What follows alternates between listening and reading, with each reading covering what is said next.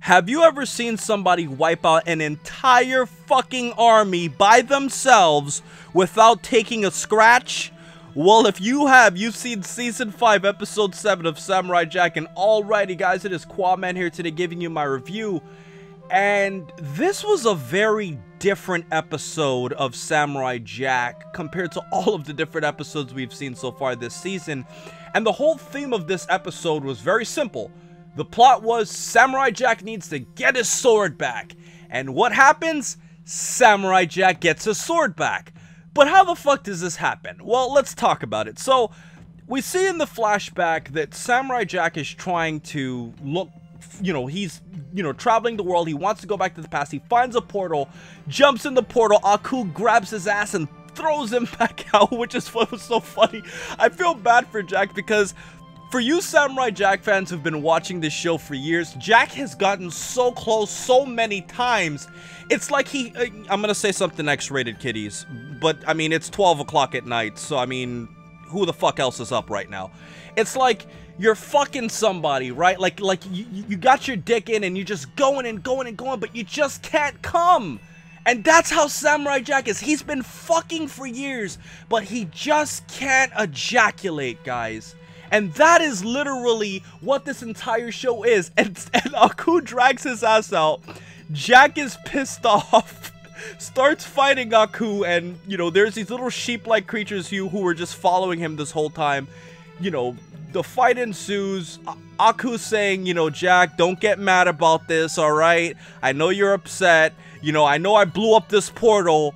But if you get too angry, you're gonna kill yourself with a heart attack. But then he's like, well, you know what? If you really think about it, I want you dead. So go ahead, have a heart attack. I don't want your ass alive. And I love that scene because it really shows you how goofy Aku is. Aku literally translates to evil or devil in Japanese, but yet he's such a goofy character that you can't take serious, and that's why I love his character. And he makes all of these peaceful sheep-like creatures into these vile monsters that Jack has to kill, and Jack doesn't realize that the sheep-like creatures became these beasts until afterwards. And out of his rage and everything, he loses his sword in the pit. So then we go back to the present of what's happening. Well, not the present, because it's actually technically the future. Ah, fuck Samurai Jack. They're fucking me up with timelines, alright? We go back to the future, where we get to the current point of Samurai Jack. And everything's happening with, Ashi and Jack. They're, kind of trying to figure out what they're supposed to do. Jack realizes he needs to get a sword. He goes to look for it. They have this bird-like creature to help them get there. And in the process of this, Jack says to himself, okay, I think that I need to get this sword in another method. I didn't lose the sword left me. And that was a very interesting concept, but I didn't really think about what Jack was talking about. But in essence, since this is a magical sword that was bestowed onto, Jack's father and himself, the sword left him, like he wasn't worthy of having that sword anymore.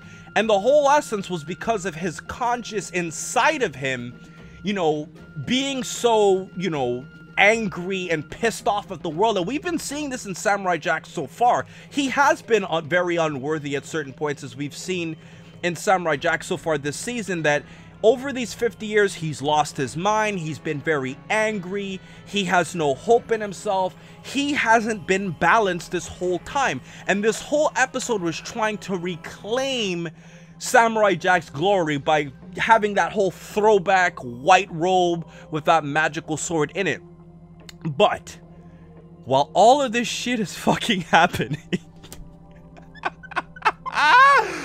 oh boy, you want to talk about if some stuff was happening as this was happening. So Jack goes to meditate about all of this stuff while Ashi literally just sits there and waits. And you cannot imagine how much shit happened while Jack was fucking meditating. I mean, this nigga was like on the biggest ecstasy trip you can imagine. This guy was high as fuck. This guy was, well, he was smoking something that you'd gotta pay an arm and a leg for. I mean, he went off into the world of his meditation. He goes to like heaven. This guy is like just talking to this weird ass looking guy, and he literally you know, finds himself back at peace. But as this is going on, an entire fucking army invades.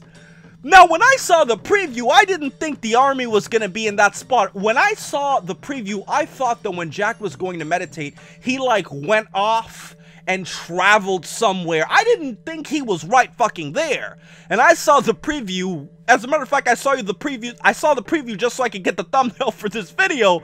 And it's funny to me how Jack was right there the whole time, and Ashi takes on an army by herself, and I'm like, alright, so there's like thousands of these dudes. Ashi has to be like super fucking well trained, or she has to be like very cunning, or these guys just gotta be weak as fuck, and it's kind of all of them.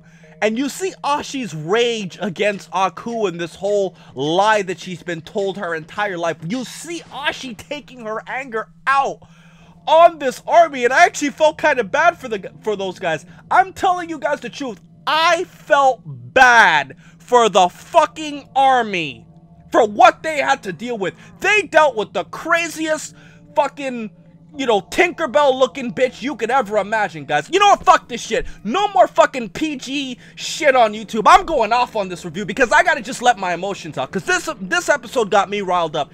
This girl was hitting dudes. She was throwing them off mountains. She was taking their weapons and stabbing them. She was fucking dislocating their arms, stabbing them in the head, the eye, the ass, the dick, what you fucking name it, bro. She was wrecking these motherfuckers. I mean, it was like some fucking 300 shit in this bitch. You know how like the 300 were like outnumbered and they were just fucking wrecking the Persians? That's what this felt like. But she was all by herself, so it made it even better. I was like, Ashi has gained my fucking respect. And then you realize after she wrecks this army, her mommy came.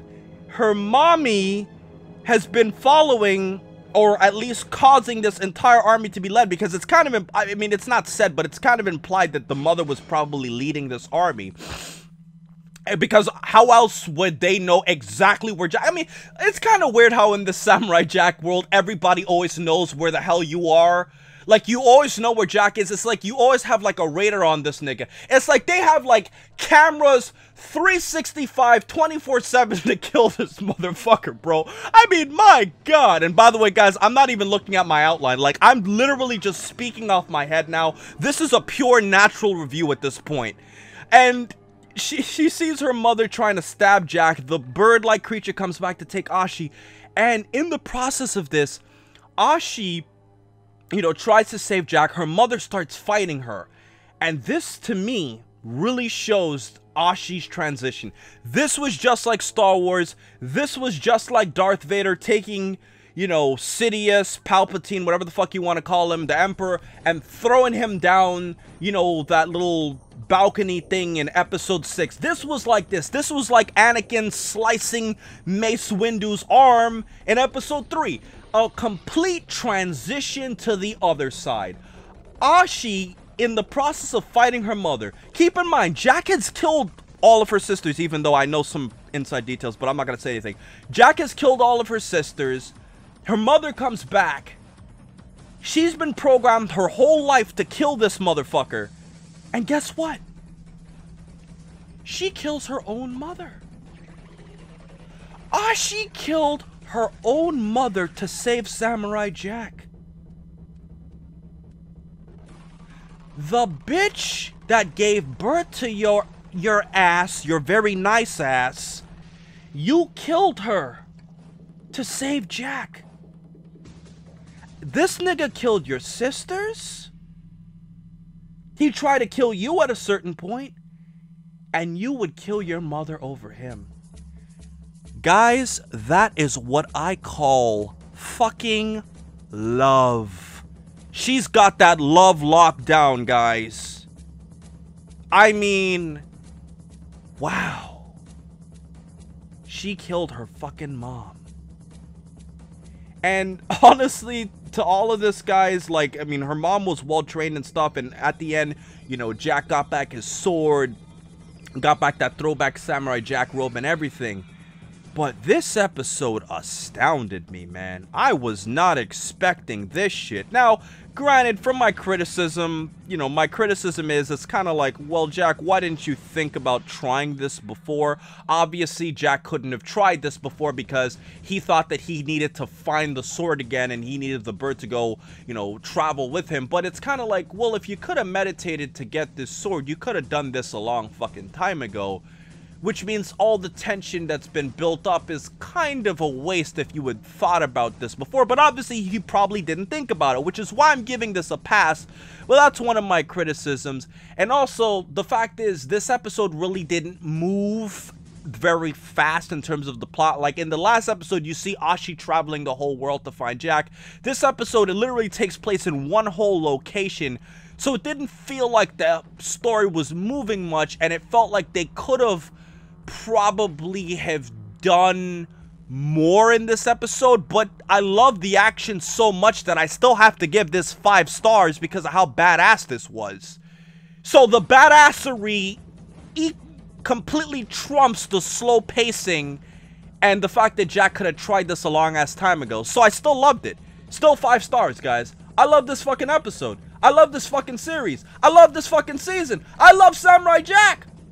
Why can't Dragon Ball Super be like this? Yeah, I'm a Dragon Ball YouTuber and I'm saying this. Why can't Dragon Ball Super be like this shit, man? Fuck! I love this show. Do you love it too? Well, if you love this show, do me a favor. Please, support my non-Dragon Ball content. Give me a thumbs up. Give me a thumbs down. Either one is fine. I want to hear your thoughts. Have a conversation with me in the comment section below. And also, check out JaxBlade, who's going to be doing a review around the same time that I'm uploading mines. I had a blast making this fucking review for you guys today. And adios, amigos.